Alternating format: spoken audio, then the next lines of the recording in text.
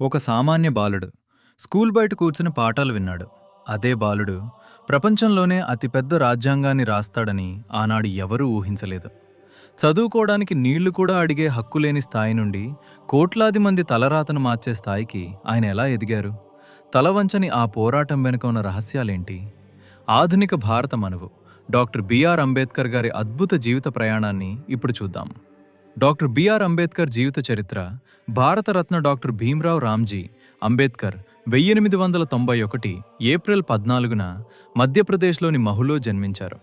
చిన్నతనంలో ఆయన ఎదుర్కొన్న అవమానాలు అన్నీ ఇన్నీ కావు.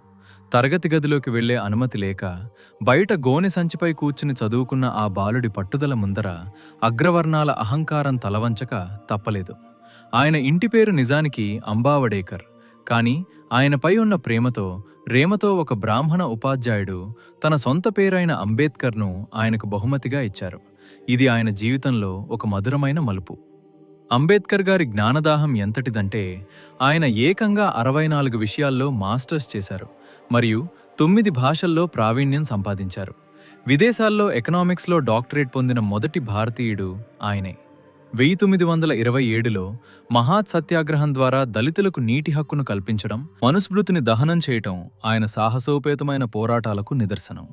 అంబేద్కర్ గారి జీవితంలో ఒక రహస్యం ఏమిటంటే ఆయన కేవలం దళితుల కోసమే కాకుండా భారతీయ మహిళల హక్కుల కోసం, హిందూ కోడ్ బిల్లు కోసం తన మంత్రి పదవినే త్యాగం చేశారు. మన దేశ కరెన్సీ రూపాయి విలువను నిర్ణయించే రిజర్వ్ బ్యాంక్ ఆఫ్ ఇండియా స్థాపన వెనుక ఉన్నది కూడా ఆయన మేధేదస్సే.